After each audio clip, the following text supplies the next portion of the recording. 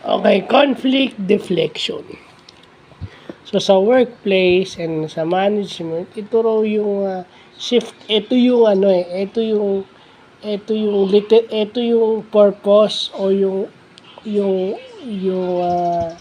purpose o yung objective ng Darbo attack. Yung Darbo attack is deny, attack, reverse, uh, victim offender. So binabaliktad mo, yun yung Darbo. Sinishift mo yung blame dahil ayaw mo ng accountability, or ginagawa mo is dahil ayaw mong papagalitan ka or ayaw mong masita ka. Diba? Ang ginagawa mo is hinahayaan mong i-guide ka. Okay? Hinahayaan mo na i-guide ka para wala nang mali. Yun. Kasi ayaw mo nang mapagalitan, so ayaw mo nang masita or ma-call out or ma-criticize or admonish, di ba? Ayaw mo nang mapagsabihan, so ginagawa mo is hinahayaan mong saluhin ka na. Kumbaga sinasabi mo na, papasado na lang ako kaysa mapagalitan ako. Imbis na magkaroon ka ng sariling diskarte. You know, real leaders and real managers, pag kinuha ka niyan at may tiwala yan sa'yo, hinahayaan nilang magkaroon ka ng diskarte, pero accountable ka. May diskarte ka, pero once bumalpak yan o mag-succeed yan, it's your call. Pananagutan mo yan. Ayaw mo kasi ng pananagutan. Yeah?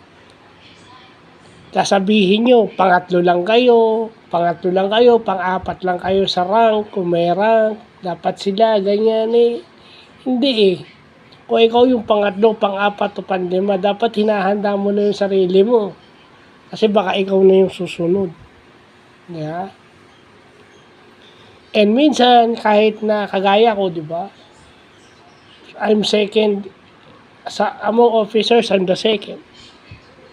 So, I'm expected to deliver nung mas mataas at saka nung mas mababang officer kaysa sa akin. No? I am criticized if what I'm doing right, I'm criticized of what I'm doing wrong. So, pareho lang yun. And sa workplace kasi, minsan, hindi naman eh. Kaya nga wala ako itatag sa vlog na to eh. Kasi, yung conflict deflection, parang, pang may mga ganyan, you shift the blame. No, kaya nga, you deny it first. Sasabihin mo, hindi. But you can never deny the vibe. You can never deny something na may mga tao lang na hindi nagsasalita out of respect. Na kapag ka nagkaroon ng conflict, ikaw yung unang-unang tatamaan. No? Kasi, conflict yun dahil whether merong unethical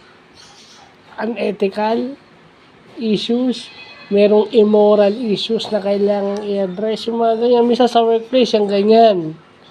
Lalo na pagdating yung immoral and unethical issues, yan.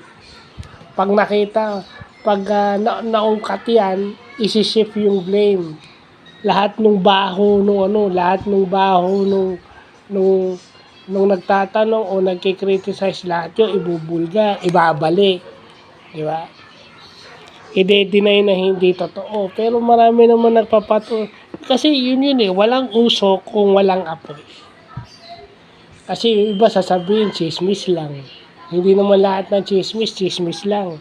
They want to label that or categorize that as chismis. To shift the blame. Diba? So, yun lang po.